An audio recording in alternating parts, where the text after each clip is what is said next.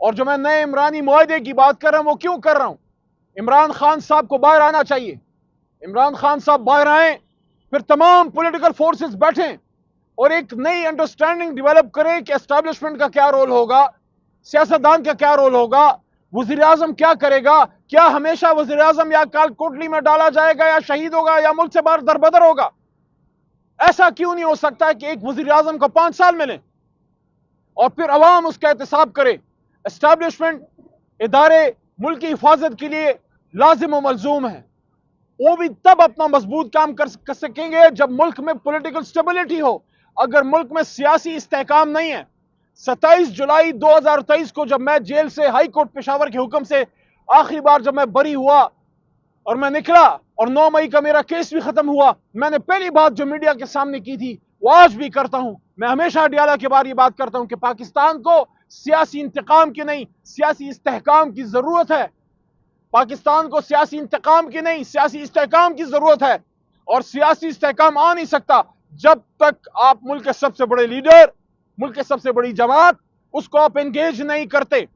اور جب یہ انگیجمنٹ ہو اس کے بعد سیاسی جماعتیں یہ فیصلہ کریں, سیاسی جماعتیں یہ فیصلہ کریں کیا یہ اقتدار کی جنگ ہے یا یہ عوام کی خدمت کا ایک مقابلہ ہے. اگر اقتدار کی جنگ ہے تو بالکل آپ کریں جو آپ کر رہے ہیں, کوئی کسی کا کندھا استعمال کریں, کوئی آپ کو آنکھ مارے, کوئی آپ جو بھی طریقہ.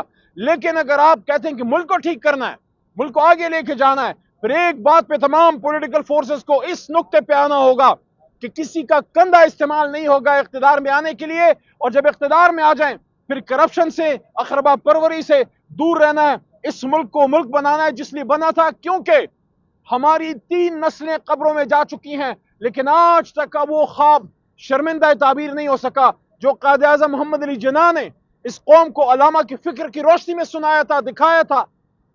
کیا ہم صرف بھیک مانگنے کے لیے پیدا ہوئے ہیں؟ کیا پاکستان نیوکلیر اسلامک اسٹیٹ ہوتے ہوئے دنیا کے سامنے ہم کاسا لیس ہیں؟ ہم کس کس ملک کے پاس نہیں جاتے؟ یہ کیوں ہے؟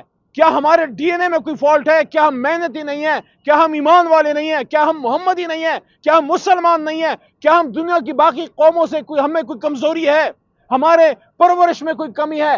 مسئلہ صرف ایک ہے, ہماری لیڈرشپ میں مسئلہ ہے کہ لیڈرشپ بیٹھے اور اس بات پہ فیصلہ کرے کہ ملک کو آگے لے کے جانا ہے. لیکن وہ کیسے ہوگا جب آپ ملک کے سب سے بڑے لیڈر کو گولیاں مار کے جیل میں ڈال.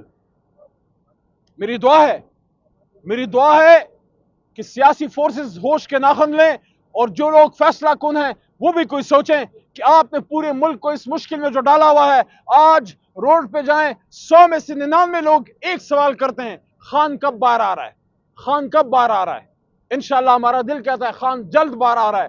جتنی جلد باہر آئے گا اتنی جلد پاکستان کے مسائل اللہ تعالیٰ حل کرے. میں تیری گلیوں کے اے وطن جہاں چلی ہے رسم کہ کوئی نہ سر اٹھا کے چلے, جو کوئی چاہنے والا طواف کو نکلے نظر چرا کے چلے, جسم و جان بچا کے چلے. کل عمران خان صاحب کو ایک بہت بڑی کامیابی ملی اللہ کے کرم سے. اللہ نے عمران خان صاحب کو کل سرخرو کیا. توشہ خانہ کیس جو ایک جیلی کیس ان پہ بنایا گیا, وہ شخص جس کے نام پہ لوگ اربوں روپے کروڑوں روپے وہ نچھاور کرتے ہیں, خیراتی اداروں کو دیتے ہیں, اس شخص پہ یہ الزام کہ وہ ہار بیچے گا اور ہار سے پیسے بنائے گا اور ہار چرائے گا, اور یہ کیا ڈرامے. تو کل اللہ تعالیٰ کے کرم سے ہائی کورٹ اسلام آباد سے عمران خان صاحب کی ضمانت ہوئی اور ایک امید بندی کہ عمران خان صاحب انشاءاللہ باہر نکلیں گے. لیکن پھر ہم نے دیکھا کہ رات ایک اور کیس میں ان کی گرفتاری ڈالی گئی, راولپنڈی کے ایک ایف آئی آر میں. میں یہ کہنا چاہتا ہوں کہ نہ تو اس طرح کے حربوں سے عمران خان صاحب کے حوصلے ٹوٹ سکتے ہیں. اس نے ٹوٹنا ہوتا تو پہلے وہ ٹوٹ چکا ہوتا, وہ ٹوٹنے کے لیے بنا ہی نہیں ہے.